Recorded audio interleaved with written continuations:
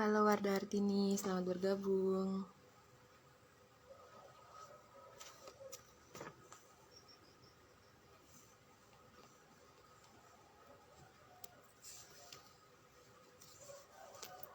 Sebentar lagi kita mulai live sama Mbak Zunia, tapi masih nunggu Mbak Zunianya bergabung nih. Selamat sore yang sudah bergabung.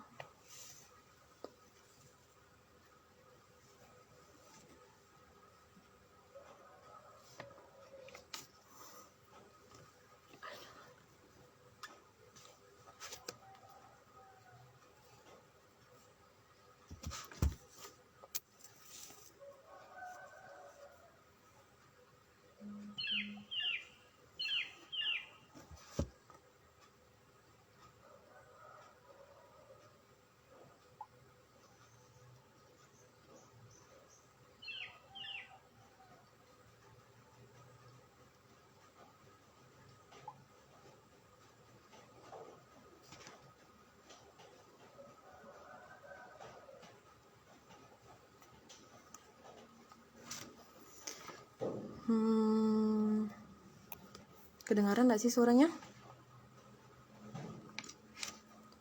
Coba kita masih menunggu narasumbernya bergabung sore hari ini ya.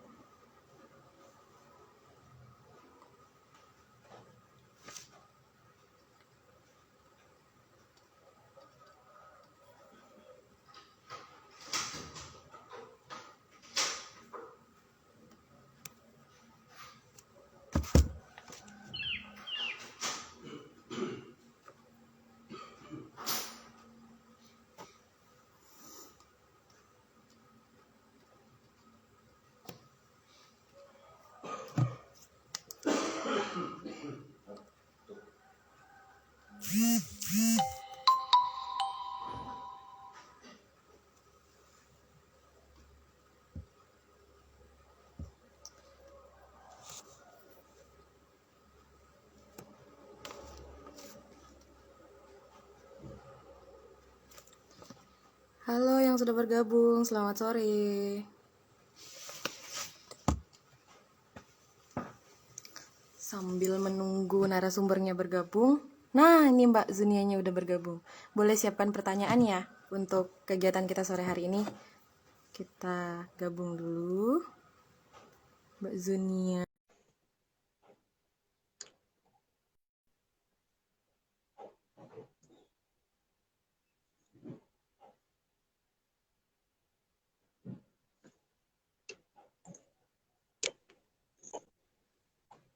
Oke, assalamualaikum.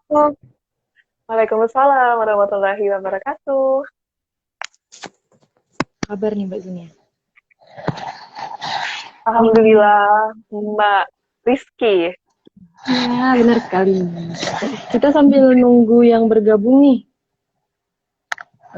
Gimana kabar Mbak? Alhamdulillah sehat, luar biasa hari ini. Yang penting tetap sehat mental dan sehat fisik ya. Oke. Kita nyapa yang lagi nonton nih ya Mbak ya? Boleh banget. Selamat sore teman-teman semua, selamat bergabung di acara live-nya Komunitas Karya Bening. Semoga ilmu yang sore hari ini kita tularkan kepada teman-teman semua bermanfaat ya Mbak ya? Insya Allah. Amin. Amin. Hai Gigi, selamat bergabung.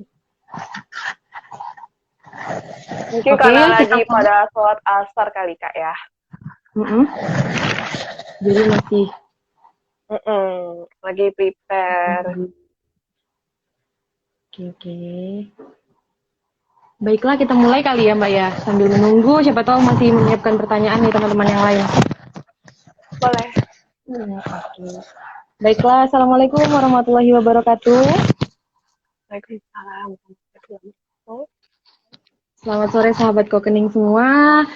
Salam sehat untuk kita semuanya. Apa kabar nih? Mbak Zunianya juga apa kabar?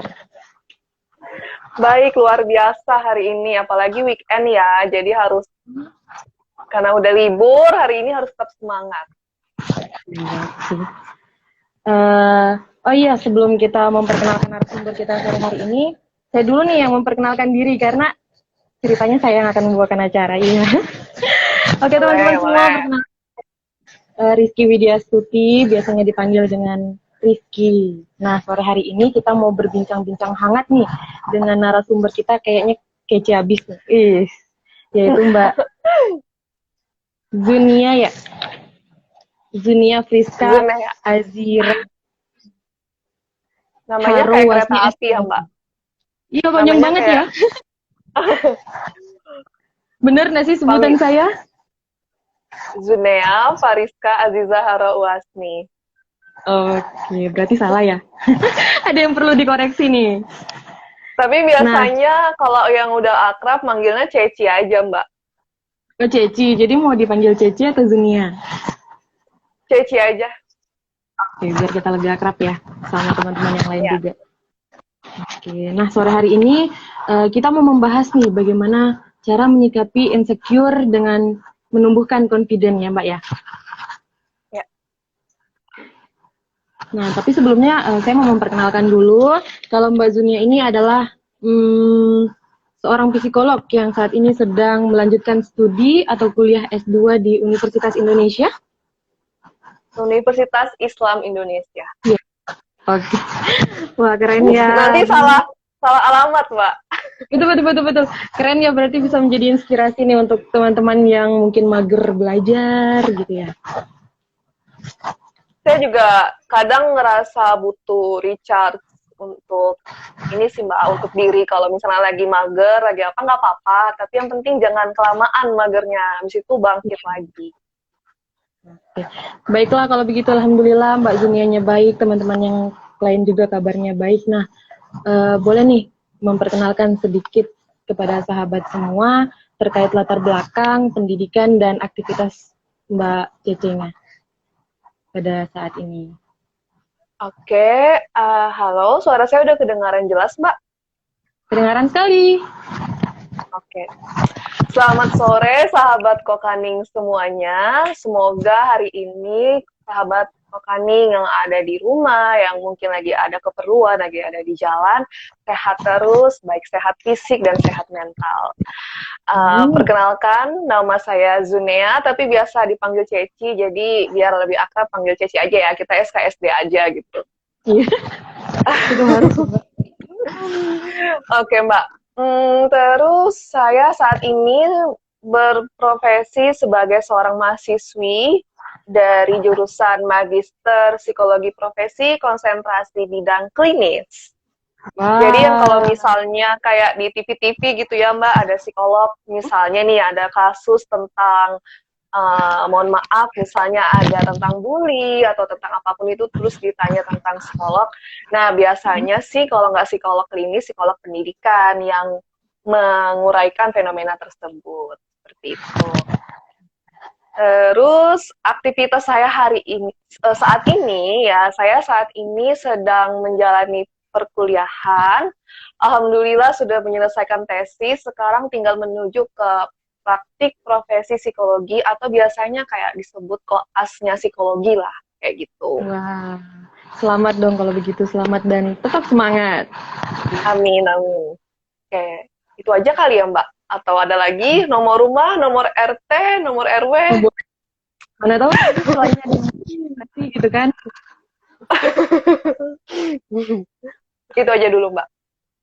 Kalau untuk alamat di Tanjung Selor atau luar daerah? Saat ini saya lagi di rumah orang tua saya di Kalimantan Utara, tepatnya di Kota Bulungan atau Tanjung Selor. Mbaknya juga orang Tanjung Selor atau dari mana nih? Tanjung Selor asli. Di jalan apa? Di nanti ya kita oh ya. alamatnya kita. Oke, sip. Oke, kita SKSD aja ya Mbak ya. Iya. Itu ada yang nanya tuh nomor WA. Oh, nomor WA, nomor WA Mbak Ceci kali ini. Iya kali ya, atau nomor Mbak Rizky juga boleh. Boleh. Nanti di lain waktu ya. Nah, kita langsung masuk aja nih Mbak. Seperti yang kita ketahui bersama bahwa insecure itu adalah perasaan yang tidak percaya diri ya.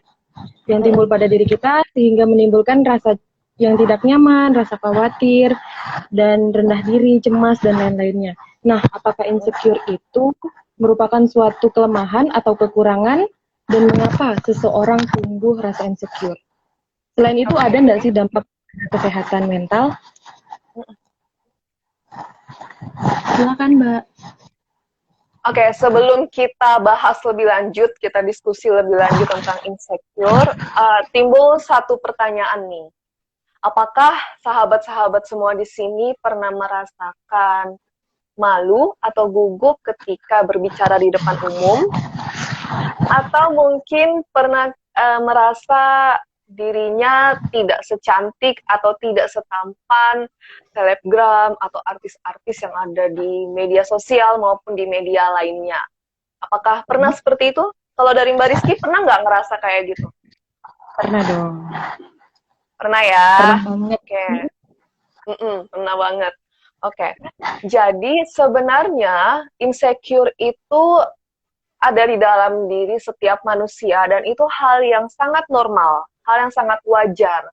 Karena kan seperti yang tadi Mbak Rizky bilang ya, kalau insecure itu perasaan tidak aman, perasaan cemas berlebihan, yang nantinya itu dapat membuat seseorang merasa ragu dan merasa sangat hati-hati terhadap dirinya sendiri. Nah, oleh karena itu, ketika perasaan itu muncul, itu hal yang sangat wajar saat mereka menghadapi situasi-situasi tertentu nih. Misalnya kayak tadi nih, kita lagi di depan kelas atau lagi ada di depan publik gitu ya, lagi diharuskan untuk berbicara secara terbuka, secara formal maupun informal, tapi tiba-tiba kita gugup, kita nervous, kita merasa tidak mampu. Itu adalah hal yang wajar, karena responnya keluar saat situasi tertentu membuat kita menjadi seperti itu. Nah, ketika hal itu terjadi terus-menerus dengan sepanjang waktu, nah ini yang dapat menjadi masalah. Kalau misalnya munculnya cuma dalam waktu yang singkat, dalam waktu yang tidak begitu lama, it's okay. Itu normal dan itu manusiawi. Tapi kalau udah munculnya lama banget, nah itu patut diperhatikan lah, Mbak, seperti itu.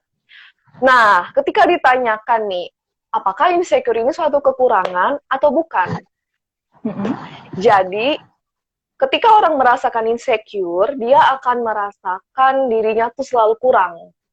Aku kayaknya kurang putih, kurang kurus mungkin, kurang gendut, atau mungkin kayaknya aku kurang seberhasil teman-teman aku deh yang udah punya rumah, punya mobil, atau punya pasangan. Nah, seperti itu akan muncul ketika kita merasa kurang terus kan. Nah, insecure itu akan muncul. Dan ketika itu muncul secara berlebihan, itu yang akan membuat motivasi si individu ini akan berkurang atau menurun. Nah, hasil yang didapatkan adalah dia tidak mampu mengembangkan potensi, mengembangkan kelebihan yang harusnya dia kembangkan. Nah, ini bisa menjadi titik balik dari suatu hambatan dari diri seseorang yang mungkin secara normal kita sebut dengan kekurangan. Kayak gitu, Mbak. Jadi sebenarnya tergantung dari situasi atau keadaannya juga. Ketika orang itu merasa insecure, tapi justru menjadi penggerak dia gitu kan, menjadi motivasi dia untuk melakukan berbagai macam pekerjaan karena dia ngerasa, kayaknya aku harus lebih mengembangkan potensi aku deh. Itu bisa menjadi kelebihan loh justru dari perasaan insecure itu. Tapi kalau misalnya nih dia makin jadi-jadi, makin ngerasa baper, pasrah dalam hidupnya, nggak ada usaha sama sekali, ketika melihat orang sering mengcompare hidupnya dia dengan orang lain, itu justru bisa menjadi kekurangan di dalam diri. Seperti itu. Oke. Nah, terus itu berpengaruh nggak sama kesehatan mental tadi? Oke, jadi seperti yang udah saya bilang tadi Mbak ya, kalau misalnya ini berdampak secara terus-menerus, secara signifikan, itu akan bisa mempengaruhi kondisi seseorang yang bisa menyendiri, dia nggak mau bersosialisasi, karena ngerasa kayaknya bakalan takut gitu mau berinteraksi sama orang karena dia udah down duluan, dia udah ngerasa orang lain itu kayaknya lebih hebat daripada dia, sementara dia nggak punya apa-apa yang bisa dia banggakan. Terus akhirnya dia menarik diri, menyendiri, terus ya banyak timbul pikiran-pikiran negatif yang dapat semakin mempengaruhi kecemasan dia dan bisa mempengaruhi mental illness-nya dia juga. Jadi bisa sampai ke tingkat anxiety disorder atau gangguan kecemasan atau bisa sampai depresi kalau nggak ditangani secara optimal. Oke. Nah, ketika seseorang merasa insecure, untuk meraih ketenangan hati dan pikiran, serta kenyamanan diri, apa yang harus dilakukan dan apakah rasa insecure itu bisa hilang dari diri seseorang? Oke, tadi kayaknya ada yang belum terjawab deh Mbak, yang penyebab insecure itu bisa muncul. Oke.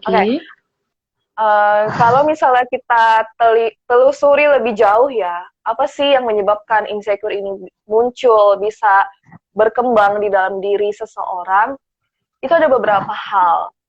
Jadi kalau misalnya kita sebagai seseorang yang mungkin berumur 20-an, kita coba deh lihat lagi di proses belajar yang dialami oleh seseorang itu.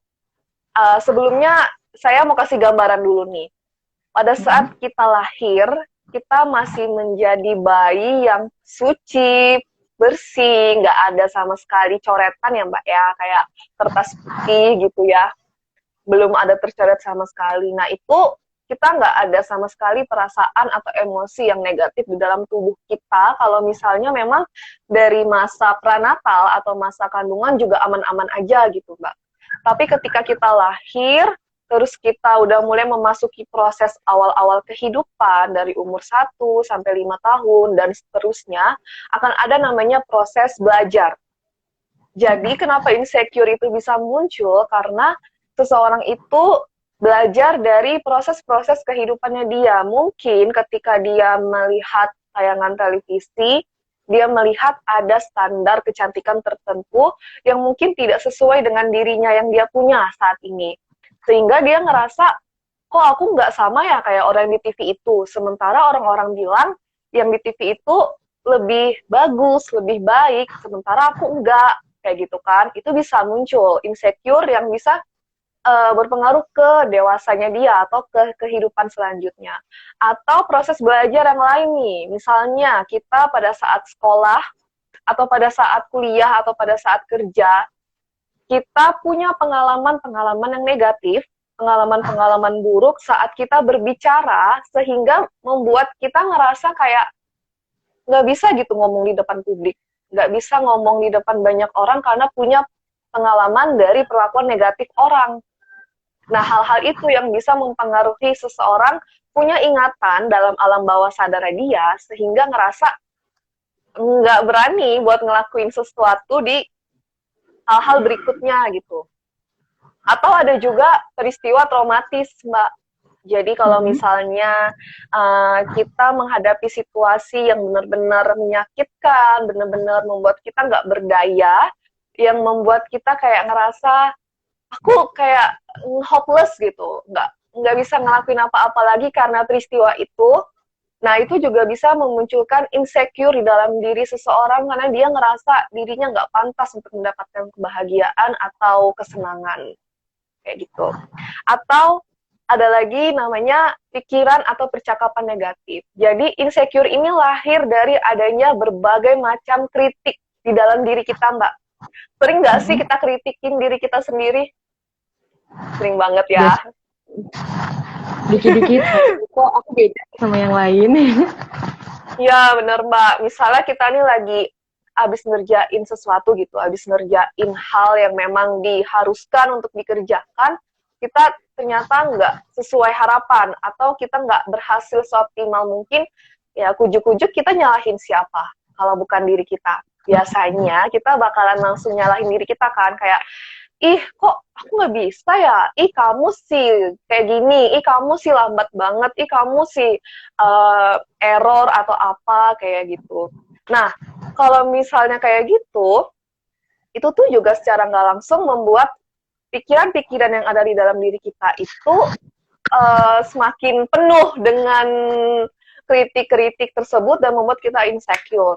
Nah, ini ada juga nih komenan dari Mas Gigi, kritik orang seringnya. Iya, benar banget Mas. Jadi, nggak hanya kritik diri sebenarnya, tapi bisa jadi muncul dari kritik orang sekitar kita, terutama lingkungan terdekat, Mbak ya. Mungkin kayak keluarga, kerabat yang udah underestimate kita gitu, kayak bilang, kok kamu gini-gini aja sih sampai sekarang, kok kamu nggak pernah kayak temen-temenmu tuh yang udah nikah, yang udah punya mobil, yang udah punya rumah, yang udah punya pekerjaan tetap gitu kan, ya kan? Nah, Benar sekali. secara nggak langsung karena kita, kenapa pernah ngalamin Mbak? Banget. Iya, saya paham karena kadang kita nggak bisa memaksa lingkungan yang ada di sekitar kita untuk berlaku sebaik mungkin sesuai dengan keinginan kita kan. Pastinya seperti itu. Tapi apapun itu, ketika kita menerima pengakuan tersebut, ini sih Mbak kuncinya. Ketika kita menerima pengakuan tersebut dengan cara mengiyakan judging-judgingnya mereka itu justru juga semakin mempengaruhi kondisi insecure kita. Kayak kita tuh udah terjebak di dalam lautan yang dalam, kayak lagu gitu ya. Udah terjebak di dalam lautan yang dalam, dan kita nggak mau berenang ke atas. Nggak ada usaha gitu juga. Ya? Iya, nggak ada usaha, karena dia udah ngerasa dari lingkungan juga nggak mengakui hal itu. Karena biasanya orang yang insecure itu butuh validasi atau butuh pengakuan dari orang lain. Jadi kalau misalnya dia kerja, dia berprestasi, itu karena dia mau adanya apresiasi atau adanya pujian. Padahal ketika kita murni hanya melakukan suatu pekerjaan karena validasi dari lingkungan, justru hal itu tuh nggak bisa menjamin kebahagiaan kita. Karena yang paling tahu kondisi kita, yang paling bertanggung jawab atas kondisi kita, ya diri kita sendiri kan. Jadi mau kita gagal, mau kita berhasil, mau pada prosesnya ternyata kita ngalamin hambatan, atau kita mungkin nggak sesukses orang-orang di luar sana yang kelihatan dari luarnya ya, kayak gitu. Ya, walaupun kita nggak dapat validasi dari lingkungan, ya it's okay. Karena kan tiap orang prosesnya beda-beda. Tiap orang itu unik dengan caranya sendiri. Pernah ingat omongan Albert Einstein kan, yang bilang kalau misalnya, kalau kamu menilai ikan dari cara dia memanjat, maka dia akan selalu menganggap dirinya bodoh seumur hidup. Itu kan dalam banget Mbak ya. Kita sering banget kan nilai orang berdasarkan perspektif kita aja gitu. Padahal tiap orang tuh punya cara uniknya masing-masing dalam menjalani hidup, dan kita nggak bisa menyamakan standar tersebut ke orang-orang yang memang punya cara tersendiri dalam menjalani hidupnya. Seperti itu. Wah, ternyata mengubah insecure butuh perjuangan juga ya. Harus iya, berani, bener banget. Iya, bener, Mbak. Nah, ini ada lagi, bagaimana sih cara menyikapi rasa insecure menjadi lebih percaya diri, dan apakah rasa insecure ini ada hubungannya dengan kepribadian? Oke. Pertama, cara menyikapi insecure itu sebenarnya kita coba untuk lebih banyak me time dulu deh. Bisa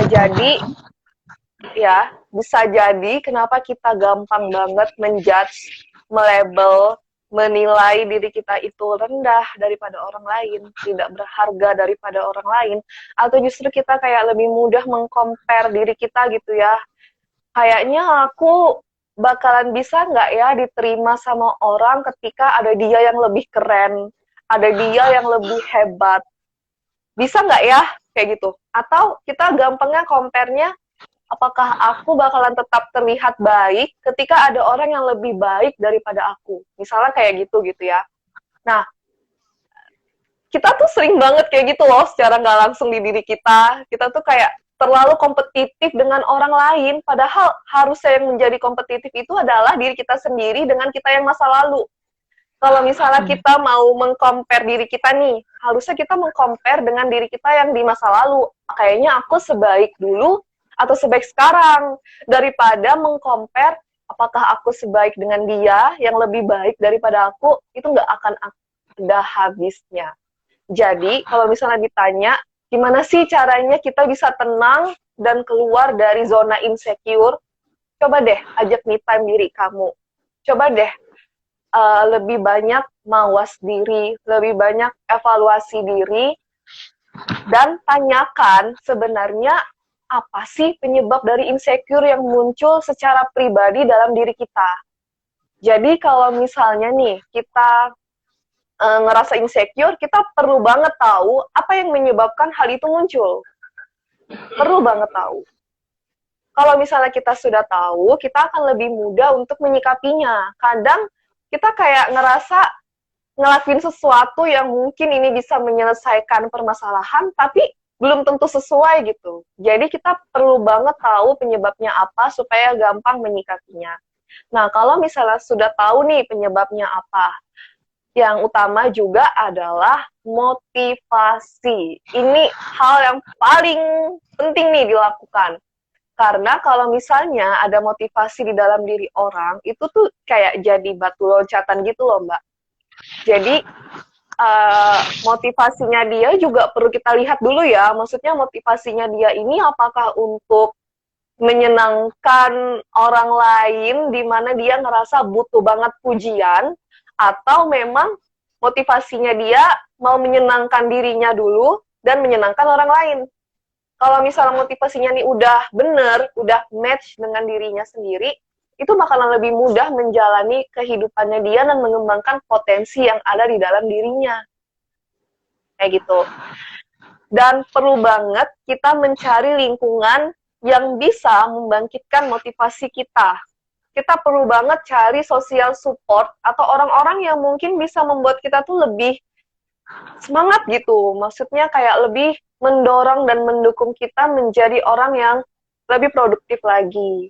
Kalau bisa pilih lingkungan yang benar-benar baik untuk kita. Ya memang sih pada kenyataannya kan kita butuh ya, maksudnya kita kalau bersosialisasi itu nggak pandang lingkungan itu baik atau enggak. Kita harusnya bisa menjadi orang yang fleksibel. Tapi sometimes untuk dirimu sendiri, kamu juga perlu untuk memilih lingkungan yang benar-benar bisa mendukung kemajuan dan progresif dirimu, kayak gitu.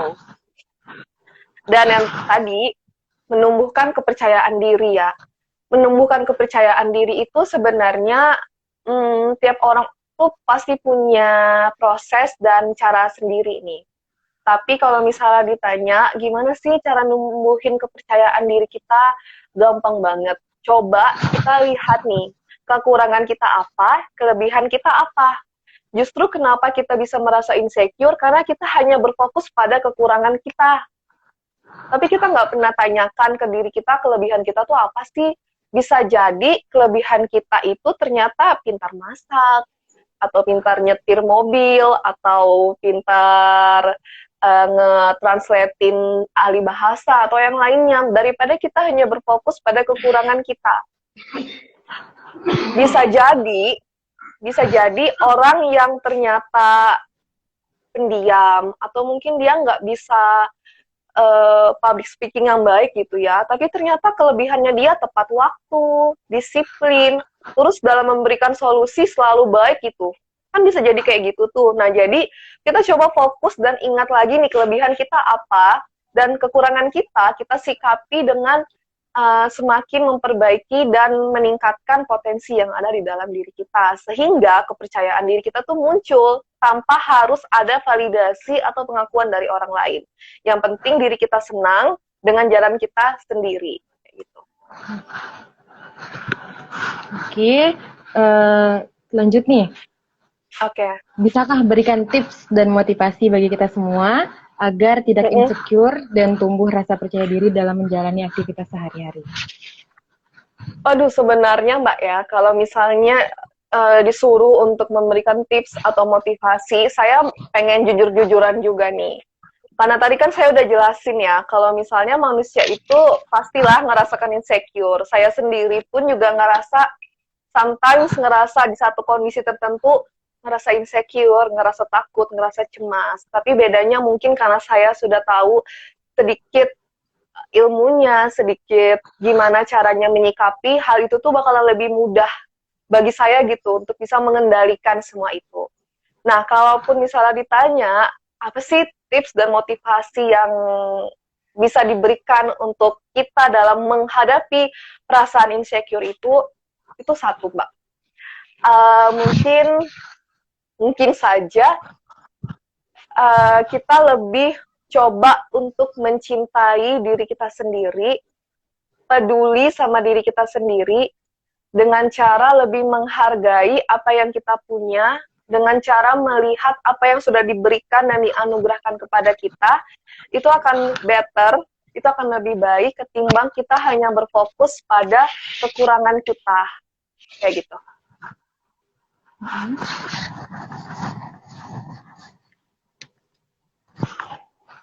Ada Ya, lagi? karena standar diri kita sendiri itu bukan lingkungan, bukan orang lain, tapi standar yang paling tepat untuk diri kita ya diri kita sendiri. Kita yang pantas dan tepat untuk menentukan standar dari pencapaian atau keberhasilan kita. Gitu, Mbak. Berarti kita harus mencintai diri kita sendiri dulu baru mencintai orang lain kali ya. Boleh. Begitu. Bungkus, Mbak, bungkus. Boleh. Untuk teman-teman sahabat Kokening nih yang lagi bergabung, siapa tahu ada yang mau bertanya bisa langsung di kolom komentar. Kita tunggu sambil menunggu di laman story tadi kayaknya udah ada yang bertanya. Oke. Pertanyaannya dari Gigih1 yang menanyakan insecure itu identik dengan orang yang introvert atau gimana ya Kak? Gitu. Apakah rasa takut atau cemas bersosialisasi dan insecure akan berdampak buruk bagi diri kita? Terima kasih. Oke, boleh langsung dijawab atau gimana? Oke, jadi perasaan insecure atau perasaan minder itu sebenarnya bisa dirasakan oleh berbagai macam kepribadian, nggak hanya introvert sebenarnya, ekstrovert juga bisa. Bisa aja orang yang ibaratnya tuh kelihatannya terbuka gitu ya sama orang, dia gampang bicara sama orang, dia juga sering tertawa sama orang, maksudnya dia lebih mudah, dunianya tuh lebih mudah ke orang lain, bisa aja ngerasain insecure di dalam dirinya. Tapi sometimes kepribadian introvert ini kan dikenal sebagai kepribadian yang lebih banyak berfokus dan recharge terhadap dirinya sendiri gitu, Mbak. Kalau misalnya mood dia lagi nggak baik. Jadi karena dia terlalu lama meluangkan waktunya dengan dirinya sendiri tanpa ada energi dari orang lain, hal itu tuh akan cenderung lebih mudah membuat dia memunculkan pikiran-pikiran negatif yang ada di dalam dirinya. Nah, pikiran-pikiran negatif tadi kan juga bisa nih memunculkan adanya insecure. Jadi, memang lebih mudah cenderung merasa insecure, tapi tidak mutlak menjamin bahwa orang introvert itu gampang insecure kayak gitu. Terus tadi pertanyaan keduanya apa ya, Mbak? Pertanyaan keduanya, apakah rasa takut atau cemas bersosialisasi dan insecure akan berdampak bagi diri kita? Oke, berarti ini dampak negatif dari insecure ya? Iya. Oke, kalau misalnya dampak negatif dari insecure itu sendiri, yang paling sering muncul itu pertama, adanya mental illness ya yang saya sebutkan tadi. Jadi kalau misalnya si insecure ini tidak ditangani dengan baik, tidak ditangani dengan optimal, itu bisa membuat seseorang tuh lebih mudah menyendiri, tidak mau bersosialisasi, terus dia jadinya kayak takut ambil resiko gitu loh, Mbak, untuk berinteraksi sama orang, karena dia ngerasa kayak orang lain tuh nggak bakalan bisa nerima dia. Nah, hal ini nih bakalan bisa membuat dia cenderung mengalami mental illness, entah kecemasan, entah depresi, dan sebagainya. Terus juga aktivitas sehari-hari pasti jadi terganggu. Kayak misalnya nih, orang yang insecure itu gampang baperan. Jadi kayak senggol dikit bacok gitu, Mbak. Dia kayak ngerasa, jadi karena tadi ya kemampuan sosialisasinya dia berkurang, terus juga adanya kondisi emosional yang mungkin kurang stabil. Jadi hal itu tuh bakalan susah banget untuk dikendalikan, sehingga emosinya dia tuh bakalan fluktuatif atau naik turun. Makanya itu bisa mempengaruhi kondisi emosinya dia juga tidak bersemangat dan tidak pede dalam menjalani aktivitas kehidupannya dia sehari-hari. Terus itu sering menganggap bahwa dirinya ini tidak berguna atau tidak berharga. Karena kan insecure ini berhubungan dengan self-esteem atau keberhargaan diri seseorang. Ketika orang merasa insecure, dia merasa bahwa dirinya nih nggak berharga gitu daripada orang lain. Karena otak kita itu kan punya tugas untuk menilai diri kita. Nah, tapi karena kita ini kadang tidak bisa membedakan gimana sih standar yang baik untuk diri kita, akhirnya kita menstandarisasikan dengan orang lain. Nah, ketika standar itu ternyata jauh gitu ya dari ekspektasi kita, itu bakalan membuat diri kita ngerasa, kok aku nggak berguna banget ya, kok aku nggak berharga banget. Nah, ini justru akan mempengaruhi self-esteem atau keberhargaan diri orang-orang. Makanya perlu banget kita meningkatkan keberhargaan diri kita dengan cara, ya tadi, kita harus benar-benar menstandarisasikan apa yang ada di dalam diri kita dengan diri kita sendiri. Misalnya di masa lampau, atau di masa yang mungkin masih jaraknya dekat dengan diri kita yang dulu, gitu. Itu sih, Mbak. Berarti kita menilai diri kita jangan dari diri orang lain, tapi menilai dari kita yang di masa lalu, seperti itu ya? Iya, benar banget. 100 untuk Mbak Rizky. Yeay, terima kasih. Selanjutnya ada lagi nih pertanyaan. Oke. Katanya, kalau seorang introvert itu bukankah enggak terlalu berinteraksi dengan orang banyak dan pendiam? Bagaimana sikap seseorang agar enggan dianggap sombong padahal seorang introvert itu biasanya pengen menyendiri? Oke. Kalau misalnya nih, berarti ini membahas tentang kepribadian ya jadinya ya? Karena sering sendiri kayaknya. Iya, benar-benar. Kadang kan gini ya, kalau misalnya orang introvert, itu sebenarnya kita perlu lurusin dulu deh, Mbak. Jadi, kadang kita itu gampang self-diagnose gitu, gampang mengidentifikasi diri kita ini ternyata aku kayaknya bipolar deh, kayaknya aku depresi deh, kayaknya aku kecemasan, kayaknya mungkin yang kita saat itu memang lagi sendiri gitu ya, kayaknya aku introvert deh. Atau kita yang ngerasa lebih mudah ngomong sama orang lain, kayaknya aku extrovert. Sebenarnya teman-teman atau sahabat-sahabat Kokaning semua, kita kalau bisa sebisa mungkin kita tidak terlalu self-diagnose atau tidak terlalu mengidentifikasi diri kita terlebih dahulu sebelum ada validnya gitu, sebelum ada pernyataan yang benar-benar udah valid dari pihak profesional atau pihak-pihak yang memang tahu daripada kita yang mungkin masih awam ya dengan istilah-istilah itu. Nah, orang yang extrovert sama introvert itu sebenarnya nggak harus, kalau orang introvert ini nggak harus orang yang suka menyendiri, nggak harus orang yang suka suka di kamar gitu ya, nggak tahu mau ngapain, atau orang yang extrovert nggak harus suka ngobrol sama orang. Justru ada loh Mbak, ada loh sahabat-sahabat Kokaning semua yang orangnya ini ternyata suka bicara, suka ngomong di depan publik, tapi ternyata dia introvert banget gitu. Dia ternyata mendem banget masalahnya dia. Atau justru ada juga orang yang ibaratnya mungkin terlihat suka menyendiri gitu ya, tapi ternyata dia kalau misalnya ada masalah, dia lebih seneng, lebih mudah terselesaikan masalahnya kalau dia mendapatkan energi dari lingkungan sekitarnya.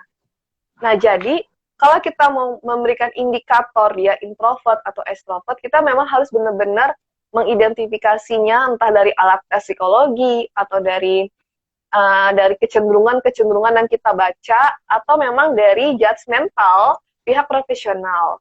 Tapi kalau misalnya sahabat-sahabat Kokaning semua nih ngerasa introvert banget ya, seperti pertanyaan Mbak atau Masnya tadi, teman-teman ngerasa introvert di mana ciri-cirinya orang introvert itu dia merasa lebih mudah menyelesaikan masalahnya, lebih mudah mengatasi setiap perkara dalam hidupnya itu dengan cara mengatasinya cara diri dia sendiri gitu. Dia nggak mau melibatkan orang lain karena dia pengen dirinya sendiri aja yang ngerjain itu semua. Atau dia lebih suka merecharge dirinya dengan waktu yang cukup lama. Jadi dia kayak lebih suka recharge dirinya itu loh, Mbak. Mungkin makanya itu dibilang suka menyendiri kali ya. Tapi kan ada juga orang yang suka menyendiri, dia memang mau menyendiri aja, bukan memang itu kepribadiannya dia gitu. Dan ada juga orang yang memang ngerasa lebih senang mendam masalah daripada dia cerita-cerita ke orang-orang gitu. Masalah pribadi loh ya, bukan masalah yang ibaratnya kayak masalah kantor, masalah organisasi kan tuh sifatnya publik. Tapi kalau masalah personal, dia lebih suka mendam. Nah, itu bisa jadi kita sebut teridentifikasi introvert. Terus gimana sih kalau misalnya orang introvert pengen sendiri, tapi supaya nggak dibilang sombong gitu ya? Nah, sahabat-sahabat Kokaning semua, saya paham banget orang introvert itu nggak suka cerita tentang dirinya ke orang lain. Nggak suka harus menceritakan apa yang dia rasakan saat itu gitu. Jadi memang bakalan menemukan kendala, bakalan menemukan hambatan untuk bisa beradaptasi dengan lingkungan sosial yang terlalu banyak tuntutan. Kayaknya kamu harus kayak gini kalau misalnya lingkungan supaya nerimain kamu gitu. Nah, kalau misalnya kita memang pengen menyendiri, kita bisa ngomongnya dengan bahasa yang bisa dipahami sama orang tersebut. Contoh kayak gini ya, kok lo nggak asik sih, kok nggak mau ngumpul sama kita, malah duduknya di situ aja gitu. Nah, kita bisa nyebutnya, kita bisa membicarakan kepada orang itu atau kepada lingkungan itu dengan bilang, mohon maaf ya, sepertinya saat ini aku lagi ada problem atau aku lagi ada suatu kondisi di mana aku harus ngerjain dulu sendirian. Nanti kalau misalnya udah stabil, aku bakalan gabung kok, tenang aja. Nah, kalau misalnya kita ngomong kayak gitu, kita komunikasikan dengan bahasa yang lebih mudah dipahami, itu bakalan bisa diterima sama orang. Tapi gimana sih kalau misalnya orang nggak paham-paham gitu, kayak mungkin kalau orang zaman sekarang bilang, alah lebay loh, alah lo nih so apa ya, so nggak mau gabung sama kita, mungkin karena kita nggak keren atau apa. Ya udah, kita nggak bisa selamanya ngikuti omongan orang. Selagi kita udah usaha, itu udah lebih baik daripada kita langsung mengabaikan mereka gitu. Nah, itu berpengaruh nggak sih pada kesehatan mentalnya? Kesehatan mental dari si penderita, dari si survivor. Sebenarnya tergantung lagi Mbak ya, karena kan kita nih nggak bisa memprediksi setiap orang itu sama. Mungkin aja ada tipe-tipe introvert yang memang ketika ada pikiran-pikiran negatif dalam dirinya, ya udah saat itu aja dia memikirkannya. Tapi kalau misalnya ada juga tipe-tipe introvert yang benar-benar dalam dia memikirkan dampak atau pikiran-pikiran yang timbul dari sikap lingkungan yang mungkin kurang sesuai dengan dirinya. Nah, itu justru bisa mempengaruhi kondisi mentalnya dia, karena mungkin dia kayak ngerasa tertekan, malu sama dirinya sendiri, makin jadilah insecure di dalam dirinya karena dia ngerasa, aduh kayaknya orang lain nggak bisa nerima aku yang introvert deh. Nggak apa-apa kalau kayak gitu, kalau misalnya muncul pikiran seperti itu, ingat satu hal, yang paling bisa mencintai diri kita tanpa syarat, itu cuma diri kita sendiri. Jadi kita perlu ingat bahwa kita nggak perlu dapat pengakuan, nggak perlu dapat validasi dari orang lain. Yang terpenting kita bisa menerima seutuhnya diri kita tanpa syarat, luar biasa kayak lagunya Nmes. Benar, benar, benar. Iya. Nah, untuk sahabat-sahabat yang masih mau bertanya nih, masih kita tunggu ya Mbak Cece ya. Boleh Mbak Rizky. Kayaknya tadi ada deh di kolom komentar yang mau nanya. Tapi saya nggak sempet baca. Kita cari dulu mana dia.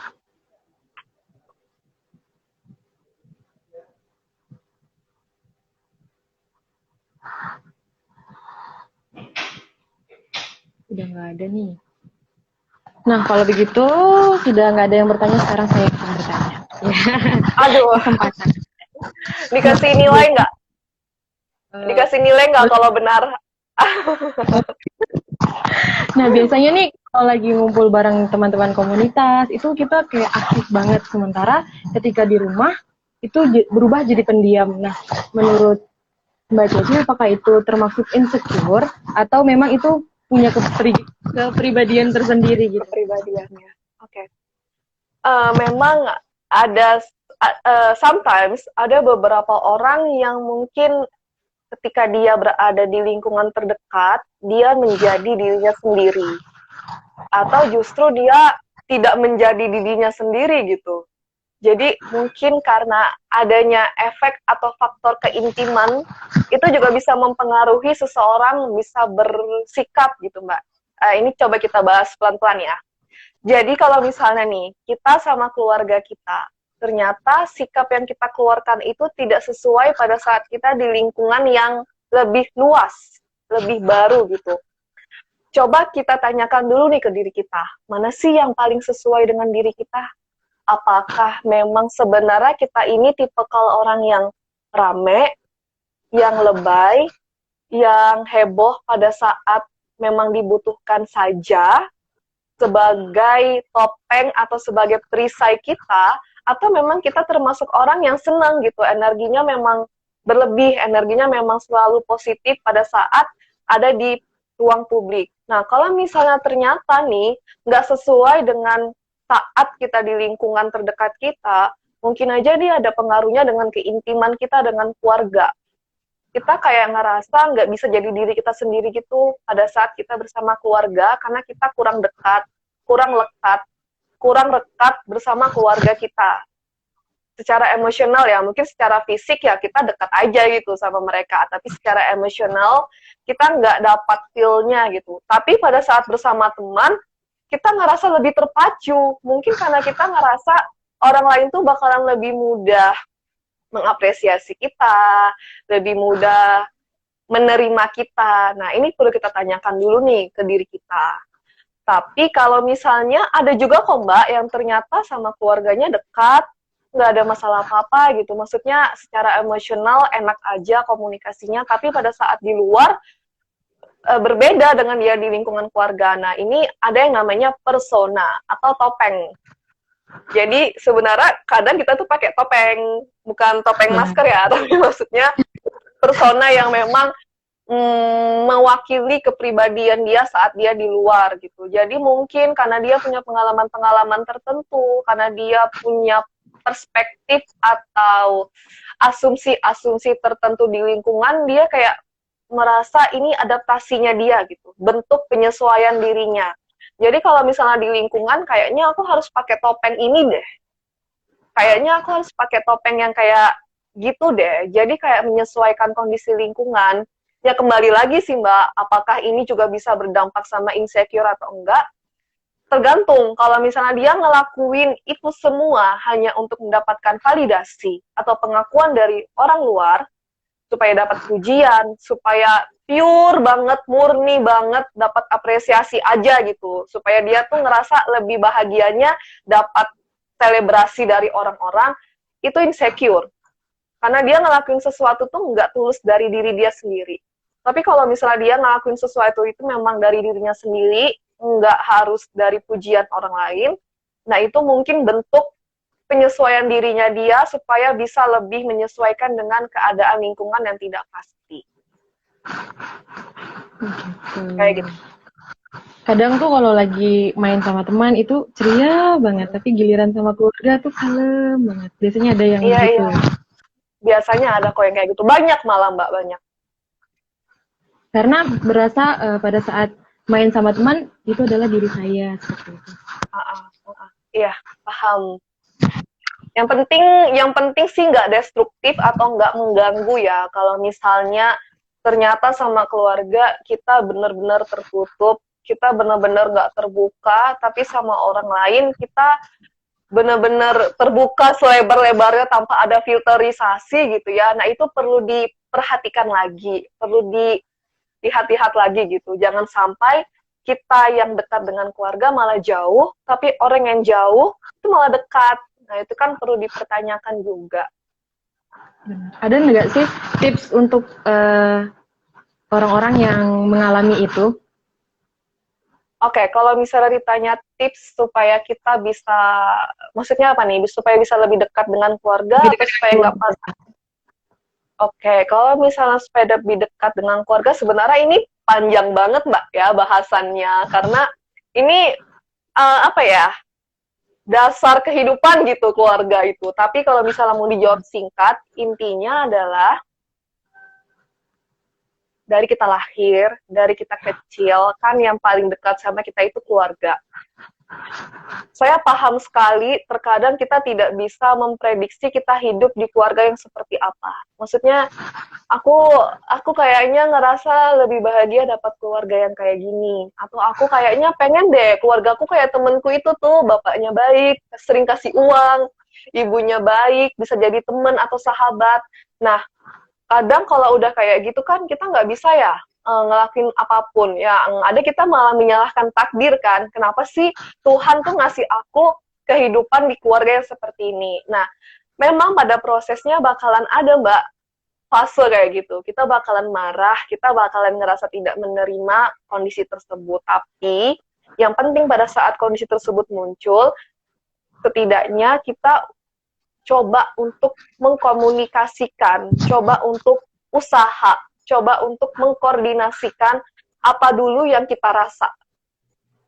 Apa dulu yang kita rasa ya ke keluarga kita. Contoh mungkin kita punya sedikit gap dengan tante kita. Oh, tapi kalau tante kan keluarga agak jauh ya. Mungkin keluarga inti sama ayah kita gitu. Ya udah, walaupun kita tahu sosok ayah ini kadang pada umumnya perannya itu dingin gitu ya, jarang terbuka, kayak gitu ya. Maksudnya karena dia kan memang harus memberikan peran sosok yang kuat nih di keluarganya dia. Nah, tapi kalau misalnya kita niatnya memang tulus dari hati kita coba untuk komunikasi ke ayah kita kayak bilang, "Pah, sebenarnya aku sedih loh, Pah, kalau papa kayak gini." Atau, "Pah, sebenarnya aku kecewa loh kayak papa kayak gini." Insya Allah, kalau kita ngomong satu kalimat ajaib itu aja, satu kalimat wonderful itu aja tuh bisa buat merubah benteng-benteng pertahanan orang tua kita. Jadi coba komunikasikan aja, tapi saya paham maksudnya untuk melangkah ke tindakan itu tuh butuh perjuangan juga. Cuman berat banget kan. Apalagi kita yang ibaratnya nggak terbiasa ngomong tentang perasaan kita, kayak bakalan susah. Tapi it's okay. Yang penting ada niat dulu deh.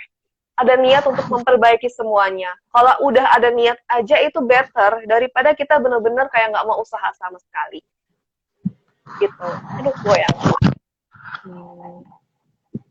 Banteng Takeshi katanya. Oke, baik Mbak Ceci.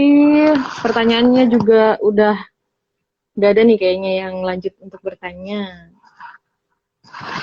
Terima kasih telah bersedia menjadi narasumber pada sore hari ini dan memberikan ilmu yang bermanfaat untuk sahabat Kokening semuanya. Atau ada kata-kata penutup, motivasi gitu? Saya juga mengucapkan terima kasih kepada komunitas Karya Bening yang sudah mengajak saya untuk terlibat nih sharing tentang insecure. Alhamdulillah saya merasa sangat terhormat, that's my pleasure bisa gabung sama Kokaning. Terus kalau misalnya mau diberikan kata-kata positif ke teman-teman atau sahabat-sahabat Kokaning, intinya adalah cintai dan sayangi diri teman-teman, diri sahabat, dengan cara lebih peduli dan lebih menghargai apa yang udah kita lakukan. Fokus dengan achievement atau fokus dengan pencapaian kita daripada kita hanya berfokus pada hambatan yang kita alami saat ini. Dan satu, ini yang paling penting. Jangan lupa untuk tetap mensyukuri semua yang ada dalam hidup ini. Walaupun cuma hal kecil gitu, mungkin kayak kita cuma bisa bernafas, atau mungkin kita cuma bisa mandi, makan, dan sebagainya. Karena di luar sana jauh lebih banyak orang yang mungkin nggak bisa merasakan apa yang kita rasakan atau yang kita miliki. Baiklah, terima kasih Mbak Ceci sudah bergabung di live sore hari ini. Ilmunya sangat bermanfaat nih untuk sama-sama saya Mbak Rizky, makasih. Baik sahabat Kokening semua, di masa pandemi ini tetap taati himbauan pemerintah yaitu 5M, memakai masker, mencuci tangan, menjaga jarak, menghindari tempat keramaian, dan mengurangi mobilitas. Oke, kalau begitu terima kasih Mbak Ceci. Assalamualaikum warahmatullahi wabarakatuh. Mohon maaf lahir batin ya. Ya, saya juga ya.